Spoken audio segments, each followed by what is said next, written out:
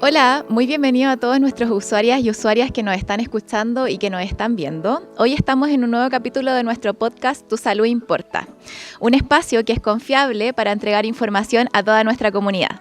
Hoy abordaremos un tema que ha sido bien relevante a nuestros usuarios, que es la rehabilitación pulmonar. Y para ello nos acompaña el kinesiólogo Diego Vivanco, que además es encargado de la sala respiratoria. Diego, muy bienvenido a nuestro podcast. Muchas gracias por la invitación, Marica. Ya, perfecto, Diego. Para empezar a educar a nuestra población, ¿nos puedes contar un poco de qué es la sala respiratoria? Actualmente me desempeño como kinesiólogo encargado de la sala respiratoria del Hospital Comunitario de Tiltil, una sala que se ubica físicamente en el box 14 del consultorio y que tiene fusionada la sala IRA y la sala ERA, que en otros lugares se pueden encontrar como salas que funcionan independientes. Acá en el hospital en específico funcionan fusionadas o como sala mixta, en el cual se combinan y se fusionan los distintos rangos etarios de enfermedades respiratorias. IRA más orientada hacia los niños hasta los 19 años y a partir de los 20 años hacia adelante es la sala ERA, donde nosotros tratamos todo el año enfermedades agudas y crónicas asociadas al sistema respiratorio. Diego, cuando hablamos de rehabilitación pulmonar, hay muchas personas que no entienden qué significa esto. ¿Nos puedes explicar un poco? Sí, claro. La rehabilitación pulmonar es una intervención integral basada en la evidencia científica que incluye ejercicio físico supervisado, educación en salud, entrenamiento y además con técnicas de automanejo para personas que tienen algún tipo de enfermedad crónica, como el EPOC, el asma, enfermedades pulmonares intersticiales o secuelas de neumonía, incluso secuelas de COVID. Entonces, Diego, el objetivo va mucho más allá de mejorar la respiración. Claro que sí, porque su objetivo principal es disminuir los síntomas respiratorios, mejorar la capacidad física, aumentar la independencia funcional y reducir los síntomas como por ejemplo el ahogo o la tos, que es uno de los principales síntomas por los cuales nuestros pacientes consultan, además de tener como objetivo principal reinsertar nuevamente al paciente en sus actividades diarias tan simples como caminar, como bañarse, como comer o como pasar una buena noche en su casa. Diego, hay muchas personas que piensan o creen que si tienen problemas respiratorios deben dejar de hacer ejercicio. ¿Qué nos puedes decir en relación a esto? Sí, es un mito muy frecuente el hecho de si estás o tienes una enfermedad respiratoria no poder hacer ejercicio, y la verdad es que eso no pasa más allá de un mito. Actualmente sabemos que el ejercicio físico es uno de los tratamientos más efectivos para los pacientes respiratorios crónicos e incluso para pacientes que tienen enfermedades cardiometabólicas crónicas, porque el ejercicio como buen complemento a los otros tratamientos, por ejemplo con tratamientos con sus inhaladores, es un complemento perfecto porque mejora no solamente la sintomatología respiratoria, sino que también el paciente se siente mejor, aumenta su fuerza, comienza a hacer más actividades dentro de su casa, que finalmente redundan en una disminución de síntomas respiratorios. Por lo tanto, el ejercicio físico está indicado y funciona incluso como un complemento ideal al tratamiento farmacológico tradicional en pacientes respiratorios crónicos. Diego, ¿y quiénes son las personas que pueden verse beneficiadas de este tipo de rehabilitación? Principalmente usuarios que presentan enfermedades respiratorias crónicas, como por ejemplo asma, enfermedad pulmonar obstructiva crónica, más conocida como EPOC, fibrosis pulmonar u otras enfermedades intersticiales pulmonares, bronquiectasias, secuelas respiratorias de una neumonía, secuelas respiratorias del COVID, por ejemplo, o algún usuario con limitación crónica al flujo aéreo que se escapa un poco de la enfermedad respiratoria, pero por ejemplo un paciente con escoliosis severa es una enfermedad respiratoria restrictiva también. Por lo tanto, en un paciente con una escoliosis sin incluso antecedentes de enfermedad respiratoria se puede ver beneficiado, ya que la escoliosis por sí misma es una enfermedad respiratoria restrictiva del sistema pulmonar. Perfecto. ¿Y hay algún grupo etario al que vaya dirigida esta rehabilitación? No necesariamente. La rehabilitación pulmonar puede beneficiar a usuarios de distintas edades porque las enfermedades respiratorias atacan de forma indistinta a la edad del paciente. En general nosotros atendemos mucho más pacientes adultos y adultos mayores, quienes son los que a la larga son más, tienen más consecuencias de los síntomas respiratorios y en general consultan más por síntomas respiratorios como el ahogo, como la tos o como una frecuencia de enfermedades respiratorias más allá de lo común. Por lo tanto, si bien la rehabilitación pulmonar está orientada para pacientes de todas las edades, nosotros en la práctica clínica y en la consulta vemos mucho más pacientes adultos y adultos mayores. Muchas gracias, Diego, por toda la información entregada. Ya sabemos un poquito ya lo que es la rehabilitación pulmonar.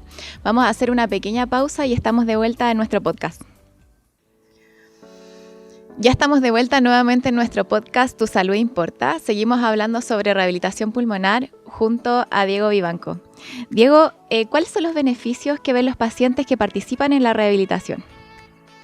Los beneficios son múltiples y suelen observarse tanto a nivel físico como también a nivel emocional en nuestros pacientes. Te los puedo mencionar, te los puedo ir enumerando. Principalmente es la disminución de la sensación de falta de aire, ahogo o disnea, la mayor resistencia y mejor tolerancia al ejercicio físico de los pacientes. Se incrementa la fuerza, se incrementa la flexibilidad, se incrementa también la movilidad articular, mejor control de la enfermedad respiratoria. Hay también un menor número de consultas en urgencia o exacerbaciones por causa respiratoria. Hay una mayor autonomía e independencia de los pacientes para realizar sus actividades y eso redunda en una mejor calidad de vida. ¿Y estos cambios son visibles rápidamente? Algunos pacientes comienzan a notar mejorías a las pocas sesiones, pero son siempre resultados que se ven al mediano y al largo plazo. La verdad es que la rehabilitación pulmonar es un proceso progresivo y cada persona avanza según también sus propias capacidades, su propia evaluación inicial y ellos van avanzando en la medida que también se van adaptando a los ejercicios que nosotros vamos haciendo. Y me imagino que estos cambios igual tienen un impacto emocional. Sí, por supuesto. Muchas de las personas lo primero que empiezan a sentir son estos cambios emocionales. Mejoran el ánimo, mejoran la calidad del sueño, mejoran también su sistema inmune. Por lo tanto, las consecuencias, los beneficios que tiene, principalmente son emocionales en un principio. Los pacientes se sienten mejor, se sienten más realizados al pasar una mejor noche, se sienten mucho más entusiasmados al cansarse menos, al por ejemplo, caminar una cuadra en su casa o fuera de ella. Entonces, los cambios emocionales, los cambios que tienen que ver con el poco andar de la rehabilitación pulmonar son uno de los resultados que más mejoran la adherencia, porque son los que más inmediatos se ven y son los que finalmente le hacen pensar al paciente que esto le está sirviendo para algo. Perfecto, Diego. Cuéntanos un poco cómo es una sesión de rehabilitación pulmonar. Bueno, la rehabilitación pulmonar tiene que ser primero derivada por un médico porque nosotros tenemos que intervenir a pacientes que están compensados. Por lo tanto, una vez que el médico pesquisa y realiza la primera evaluación y también autoriza al paciente, que es un paciente compensado, nos puede derivar al paciente a la rehabilitación pulmonar y ahí nosotros hacemos algunas evaluaciones iniciales como el test de marcha. También realizamos flujometrías, incluso una espirometría de inicio no es algo que se pudiese descartar. Le pedimos exámenes de laboratorio y desde ese punto de partida comenzamos la intervención adaptando los ejercicios a la condición inicial del paciente. No es lo mismo comenzar con un paciente con un muy buen test de marcha a un paciente que está en déficit de la distancia recorrida en un test de marcha. Por lo tanto, la evaluación inicial es lo primero que hacemos, la derivación médica es el paso 0, la evaluación nuestra es el paso 1 y de ahí en adelante nosotros comenzamos a adaptar y a prescribir el ejercicio como un medicamento. Lo vamos haciendo de forma progresiva y una de las reglas de oro es hacerlo siempre de menos a más. Diego, ¿y estas actividades son iguales para todos? No.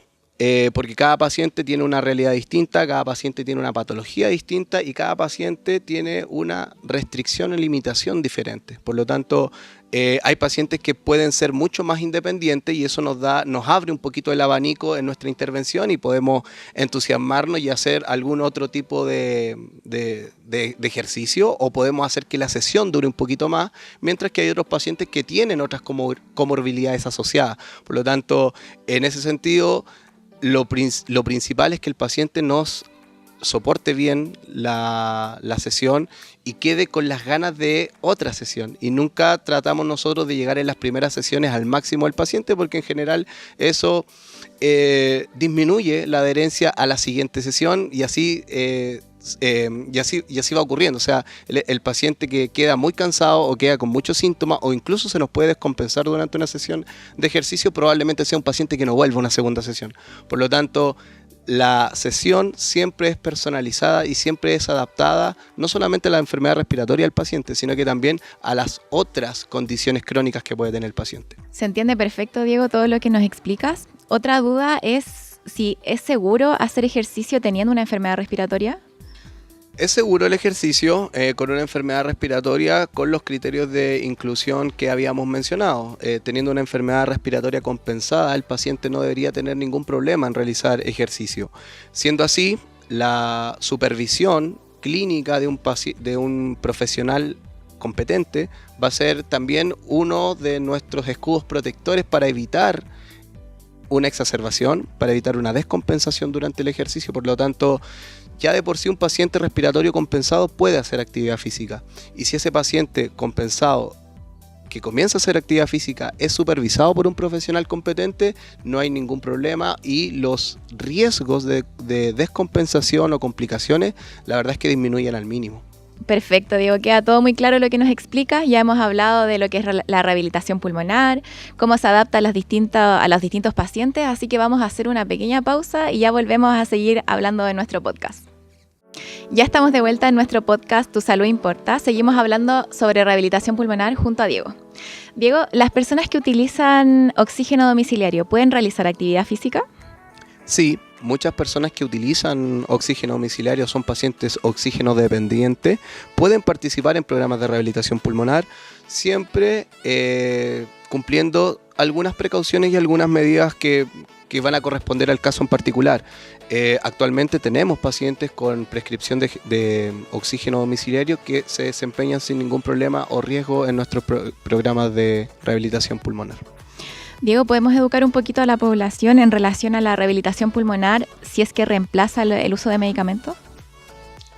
No reemplaza el uso de medicamentos, más bien es una medida complementaria al uso de medicamentos. Los medicamentos, sobre todo los broncodilatadores y los corticoides inhalados, que son tratamientos inhalatorios de base en pacientes con enfermedad crónica, son súper necesarios de tener al día y de que el paciente tenga una buena adherencia, que pueda hacerse los inhaladores todos los días, porque finalmente eso lo va a compensar y no se va a poder hacer ejercicio si es que el paciente no está compensado. Por lo tanto, el ejercicio puede favorecer, puede potenciar el efecto del tratamiento farmacológico de inhaladores, pero en ningún caso reemplazarlo. Perfecto, Diego, eso es muy importante lo que nos dicen, así que es importante que la gente también lo entienda en sus casas. ¿Es normal cansarse durante el ejercicio? Sí, es normal cansarse durante el ejercicio. El ejercicio es una actividad en donde se somete a un estrés metabólico, donde nosotros ponemos a trabajar al cuerpo, y es normal cansarse, totalmente esperable. Además, el ejercicio genera un esfuerzo y ese esfuerzo genera cansancio. El cansancio nosotros lo cuantificamos, nosotros vamos preguntándole al paciente por cada minuto que pasa la sensación subjetiva de cansancio, porque no va a ser lo mismo someter a un paciente a un mismo esfuerzo a distintos pacientes. Por lo tanto, la sensación subjetiva de cansancio también varía de persona en persona. ¿Es necesario que se cansen? Sí, es necesario que se cansen. ¿Es peligroso que se cansen? No, en la medida que estén bien supervisados y estén bien controlados por un profesional que esté al lado de ellos haciendo el seguimiento de la sesión de ejercicio. Diego, y para las personas que nos están escuchando y que nos están viendo, ¿cómo pueden acceder a la sala respiratoria? Bueno, lo primero es consultar con su médico o su profesional tratante respecto a su enfermedad respiratoria crónica. Si existe indicación, se realiza una derivación directa a nuestro programa de rehabilitación pulmonar y posteriormente efectuamos nosotros una evaluación integral para determinar las necesidades de este usuario y además establecer un plan específico que se acomode a las exigencias y a las necesidades de cada paciente derivado. Diego, ¿tienes algún mensaje especial para las personas que presentan falta de aire? Sí, decirles que la falta de aire no es normal. Es importante consultar oportunamente y no limitar las actividades por temor, no limitarse de mejorarse por tener miedo. Una enfermedad respiratoria crónica es una enfermedad que podría ser potencialmente grave, que podría potencialmente generar la muerte, pero que en ningún caso es una enfermedad que no se pueda tratar o no se pueda mejorar. Por lo tanto, no hay que normalizar la falta de aire, no hay que normalizar la tos persistente y no hay que, sobre todo, normalizar que una enfermedad respiratoria limite el quehacer diario de la vida de cada paciente. Perfecto. Antes de finalizar, Diego, ¿hay algún mensaje que te gustaría que le entregara a nuestra comunidad? Lo primero es consultar, lo primero es que si los pacientes no han estado en control y saben que han tenido una enfermedad, saben que tienen una enfermedad respiratoria crónica y no han consultado, no han tenido control hace mucho tiempo, pueden acercarse a la unidad de APS, a la unidad de atención primaria y consultar por sus controles porque nosotros podemos generar un control rápido con kinesiólogo en el caso de los adultos y con médico igual lo podemos hacer en el caso de los niños.